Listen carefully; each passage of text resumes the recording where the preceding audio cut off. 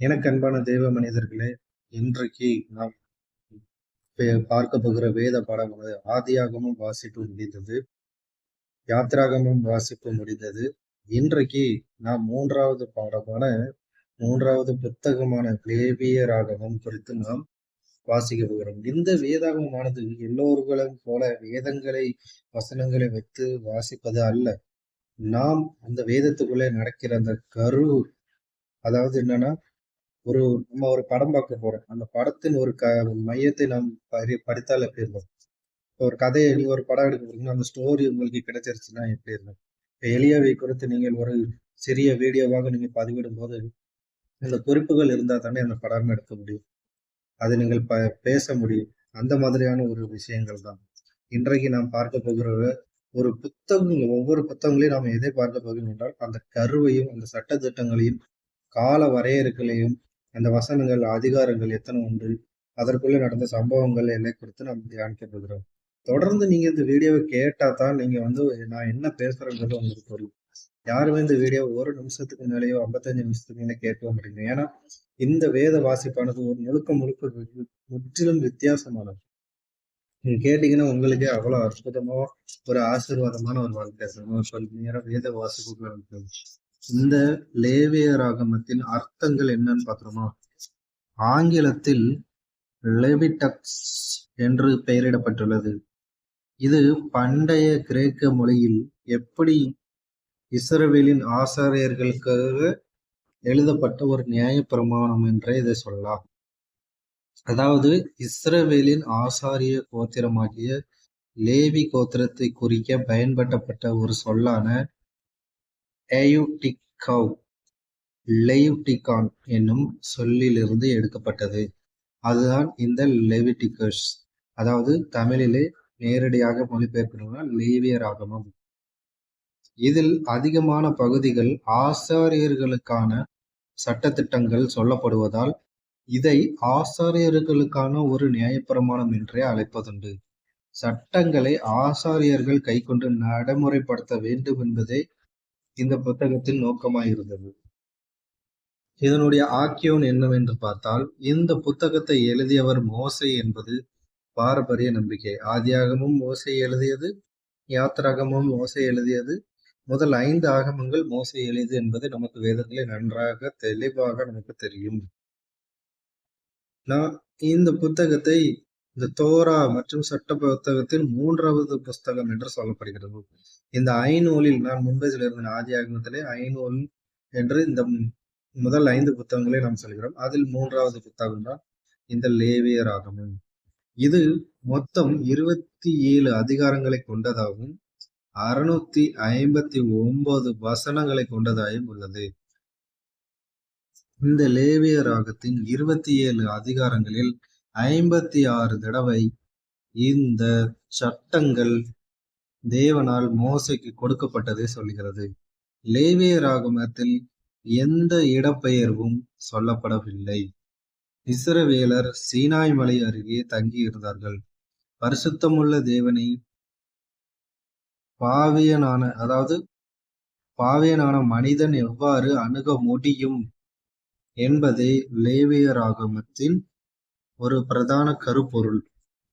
லேவியராகமத்தில் பரிசுத்தம் என்னும் கருதுகோள் குறித்து 87 தடவைகள் குறிப்பிட்டிருக்கிறது. அதாவது இதனுடைய வரலாற்று கால வரிசைகளை கொஞ்சம் விரிவாக பார்ப்போம். பஸ்கா வருஷத்தின் 1ஆம் மாதம் 14ஆம் நாளில் ஆசரிக்கப்பட்டது. இது யாத்திராகமம் 12ஆம் அதிகாரம் 12ஆம் வசனத்தில் இருக்கிறது. இந்த யாத்திரை ஆரம்பித்து சரியாக 1 வருடம் கழித்து சீனாய் மலை அருகில் ஆசாரிப்பு கூடாரம் நிறுவப்பட்டது. இது யாத்திராகமம் 40ஆம் அதிகாரம் 2ஆம் வசனம் 17ஆம் வசனத்தில் இருக்கிறது. 1 மாதம் கழித்து சீனாய் மலை அருகே வாக்களிக்கப்பட்ட நிலப்பரப்பிற்கு செல்ல தேசம் ஆயத்தப்பட்டது. என்னாகமம் 1ஆம் அதிகாரம் 1ஆம் வசனம். ஆகவே ஆசரிப்பு கூடாரம் நிறுவப்பட்டதற்கும் சீனாய் மலையருகிலிருந்து ஜனங்கள் வாக்களிக்கப்பட்ட நிலப்பரப்பிற்கு புறப்பட்டதற்கும் இடையே 1 மாத காலத்தில் இந்த லேவியராகமத்தின் காரியங்கள் மோசைக்கு கொடுக்கப்பட்டதாக கணிக்கலாம். இந்த லேவிய ராகமத்தின் உள்ளடக்கங்கள் என்ன என்பதை கொஞ்சம் சுருக்கமாக நாம் தெரிந்து கொள்வோம். காணிக்கைகளும் பலிகைகளும். இந்த லேவிய ராகமத்தின் வசனங்கள்னு வச்சுக்கோங்க. லேவிய ராகமத்தில் இருக்கிற வசனங்கள் 1ஆம் அதிகாரம் முதல் 27ஆம் அதிகாரம் வரை உள்ள வசனங்களை தான் நம்ம வாசிக்க போறோம். அதுல முதலாவது காணிக்கைகளும் பலிகளும் 1ஆம் அதிகாரம் 7ஆம் அதிகாரம் முதல். ஆசாரியர்களும் அபிஷேகமும் 8ஆம் அதிகாரம் முதல் 10ஆம் அதிகாரம் வரை. சடங்குகளுக்கான சுத்திகரிப்பு 11ஆம் அதிகாரம் முதல் 15ஆம் வசனம் வரை. அதாவது பிரமியம், தோல் வியாதிகள், சரீரத்தில் உண்டாகும் கட்டிகளை தொடுதல், இறந்தவர்களின் உடலை தொடுதல், குறிப்பிட்ட உணவுகளை உண்ணல், பாவ நிவாரண நாள், அதாவது பாவ நிவாரண பலி 16ஆம் அதிகாரம், இரத்தத்தால் உண்டாகும் சுத்திகரிப்பு 17ஆம் அதிகாரம், தார்மீக பரிசுத்தம் 18ஆம் அதிகாரம் முதல் 20ஆம் வசனம், ஏழைகள் பராமரிப்பு, பாலியல் ஒழுக்கம், சமூக நீதி, இதையெல்லாம் இந்த தார்மீக பரிசுத்தத்தில் அடங்கும். ஆசாரியர்களுக்கான தகுதிகள் 21ஆம் அதிகாரம் முதல் 22ஆம் அதிகாரம் வரை. 7 வருடாந்திர பண்டிகைகள் 23ஆம் அதிகாரம் முதல் 25ஆம் வசனம் வரை. ஆசீர்வாத வாக்குத்தத்தங்களும் தண்டனைகளும், தேவனுக்கு நேர்ந்து கொண்ட மனிதரை உடைமைகளை மீட்கும் விதம் 27ஆம் அதிகாரம். அடுத்ததாக நாம் தியானிக்க போற தலைப்பு என்னவென்றால் இந்த வருடாந்திர பண்டிகைகள். இந்த வருடாந்திர பண்டிகைகள் எப்படிப்பட்டதா இருக்குன்னா, மொத்தம் 7 பண்டிகைகளை இவர்கள் கொண்டாடினார்கள். யார்? இஸ்ரவேல் ஜனங்கள். அதில் முதலாவது பண்டிகையானது பஸ்கா. இந்த பஸ்கா லேவிய ராகமத்தின் 23ஆம் அதிகாரம் 4ஆம் வசனம் முதல் 8ஆம் வசனம் வரை. அதாவது எகிப்தின் கடைசி வாதையில் சங்காரதூதன் இஸ்ரவேலரின் பிள்ளைகளை அழிக்காமல் அவர்களது வாசல் நிலைகளில் பூசப்பட்டிருந்த ஆட்டின் இரத்தத்தை கண்டு கடந்து போனதை நினைவு கூறும் பண்டிகை. இஸ்ரவேலர் ஈசோப்பு கொத்தை எடுத்து கிண்ணியில் இருக்கும் இரத்தத்தில் தேய்த்து அந்த இரத்தத்தை வாசல் நிலைக்கால்களில் மேற்சட்டத்திலும் நிலைக்கால்களில்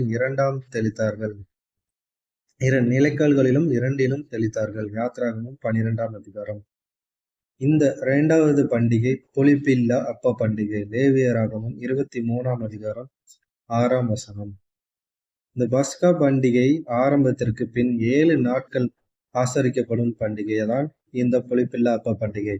இஸ்ரவேலர் எகிப்திலிருந்து தீவிரமாக வெளியேறியதால் அவர்களது அப்பங்களும் புளிப்பூட்டிகளை இடுவதற்கு சமயம் இருக்கவில்லை. இஸ்ரவேலர்கள் எகிப்திலிருந்து தீவிரமாக வெளியேறும் பொழுது அவர்களுக்கு அப்பங்களுக்கு புளிப்பூட்டிகளை இடுவதற்கு சமயம் இருக்கவில்லை. இந்த நாட்களில் தாங்கள் எகிப்திலிருந்து அனுபவித்த துன்பங்களையும் அதிலிருந்து தேவன் தங்களை விடுவித்ததையும் நினைவு கூற இந்த புளிப்புள்ளா எதையும் ருசியாதிருப்பார்கள். வருடாந்திர பண்டிகையின் 3வது பண்டிகை முதற் பலன்களின் பண்டிகை. அதாவது லேவியராகமம் 23ஆம் அதிகாரம் 10ஆம் வசனத்தில் முதல் பலன்கள், அதாவது தேவன் தந்தரிலன யாவற்றிற்காகவும் நன்றி செலுத்துகிற இந்த யூத அறுவடையில் 3 பண்டிகைகளில் முதற் பலன்களின் பண்டிகையும் ஒன்று. அன்று இஸ்ரவேலர் இந்த பண்டிகையை கொண்டாடிய போது இது ஒரு முக்கியமான நாளாக மாறப்போகிறது என்பதை அவர்கள் அறிந்திருக்கவில்லை. 4வது பண்டிகை வாரங்களின் பண்டிகை, அதாவது பெந்தேகோஸ்தே. லேவியராகமம் அறுவடையின் பண்டிகைகளில் 2ஆம் பண்டிகை, அதாவது முதற் பலன்களின் பண்டிகை முடிந்து சரியாக 7 வாரங்கள் முடிவில் இந்த பண்டிகை ஆசரிக்கப்படும். அதனால் 50 நாட்களை குறிக்கும் சொல்லான பெந்தேகோஸ்தே என்னும் பெயராலும் அழைக்கப்படுகிறது. பாரம்பரியமாக தேவனுக்கு காணிக்கையாக தானிய விளைச்சலின் முதற் பலனையும் 2 புளிப்பில்லா அப்பங்களையும் கொண்டு வருவார்கள். 5வதாக எக்கால பண்டிகை. லேவியராகமம் 23ஆம் அதிகாரம் 24ஆம் வசனம். இங்கே மிக நேர்த்தியான விதத்தில் தேவன் தமது ஜனங்களை ஓய்வெடுக்க கட்டளையிட்டார். இந்த நாளில் வழக்கமாக செய்யப்படும் வேலைகள் செய்ய தடை விதிக்கப்பட்டது. இந்த நாளில் ஆண்களும் பெண்களும் ஆகாரங்களை காணிக்கையாக செலுத்துவார்கள். 6வது பண்டிகையாக பாவ நிவாரண நாள். இந்த பாவ நிவாரண நாளில், அதாவது 6வது பண்டிகை பாவ நிவாரண நாள். லேவியராகமம் 23ஆம் அதிகாரம் 26 முதல் 32ஆம் வசனம் வரை, ஆதியாகமத்தில் 16ஆம் அதிகாரத்திலே இருக்கிறது.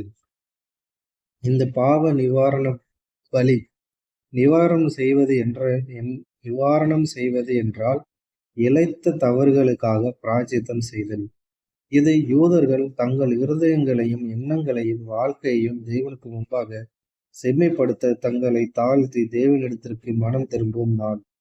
ஆசரிப்பு கூடாரத்திற்குள் பிரவேசித்து முன்பாக ஆரோன் தண்ணீரில் மூழ்கி அவனுக்காக விசேஷ உடையை அணிந்து, வசனம் 4, அதாவது பின்பு தனக்காகவும் தனது வீட்டாருக்காகவும் பாவ நிவாரண பலியாக ஒரு காளையை பலியிட வேண்டும். இது வசனம் 6:11 இருக்கிறது. முதலாவதாக பலியாக்கப்பட்ட ஆட்டின் இரத்தம் உடன்படிக்கை பெட்டியின் மேல் தெளிக்கப்படும். இது அடுத்த 1 வருடத்திற்கு தேவனுடைய கோபம் அவர்கள் மீது வராதபடி தணிக்கும். 2வது ஆடு ஜனங்களின் பாவங்கள் தூரமாய் விலக்கப்பட்டு இனிமேல் நினைக்கப்படாமல் போகும் என்பதற்கு அடையாளமாக வனாந்தரத்திற்கு போகும்படி விடப்படும். கூடார பண்டிகை. கடைசியாக 7வது கூடார பண்டிகை. லேவியராகமம் 23ஆம் அதிகாரம் 34ஆம் வசனம். பாவ நிவாரண நாளை தொடர்ந்து கூடார பண்டிகை ஆசரிக்கப்படும்.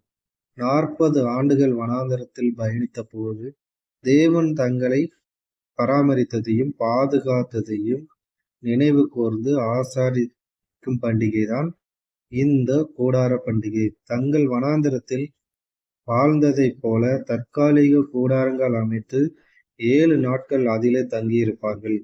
தேவனாகிய கர்த்தரும் அவர்களுடைய வனாந்தரத்தில் ஆசரிப்பு கூடாரத்தில் தங்கியிருந்தார். தேவன் தங்கள் மத்தியில் இருப்பதை நினைவு கூர்ந்து இந்த பண்டிகையை ஆசரிப்பார்கள்.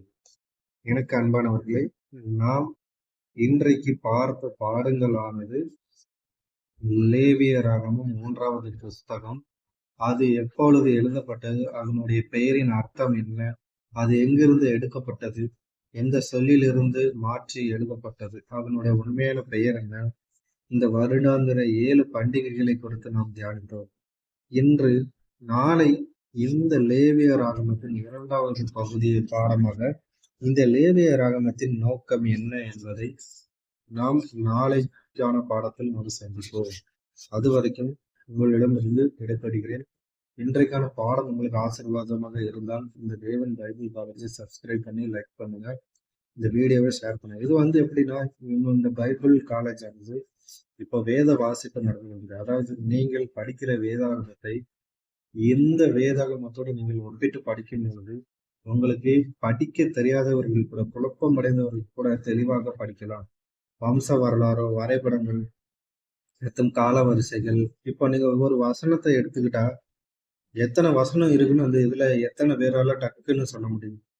இந்த 66 புஸ்தகங்கள்லயும் எத்தனை வசனங்கள் இருக்கிறது என்பது முதற்கொண்டு தெளிவாக எழுதப்பட்டிருக்கு. ஒரு அதிகாரங்களை உங்களால் சொல்லிவிட முடியும், ஆனால் ஒரு வசனங்களை நீங்கள் எளிதாக சொல்ல முடியாது.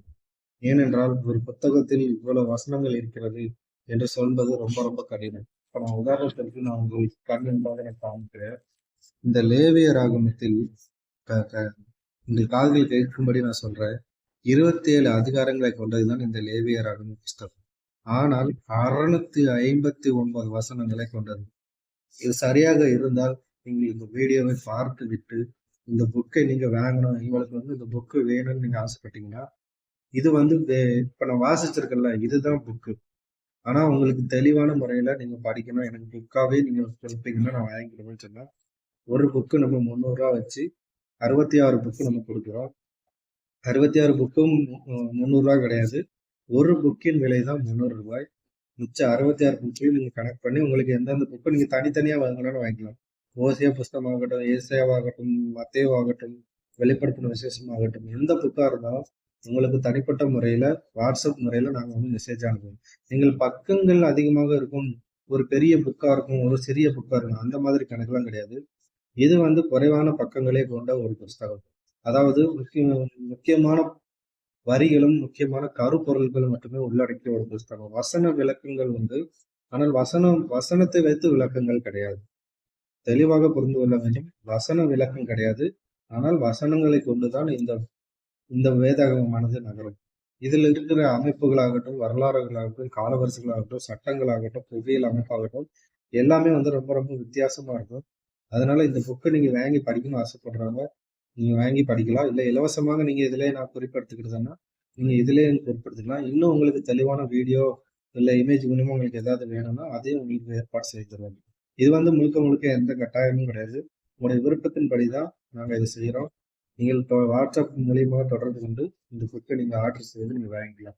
நீங்க பிரிண்ட் அவுட் எடுத்து நீங்க கொரியர் மூலியமா வாங்குனா, அதுக்கான தனி சார்ஜ் சேர்த்து வசூலிக்கப்படும்.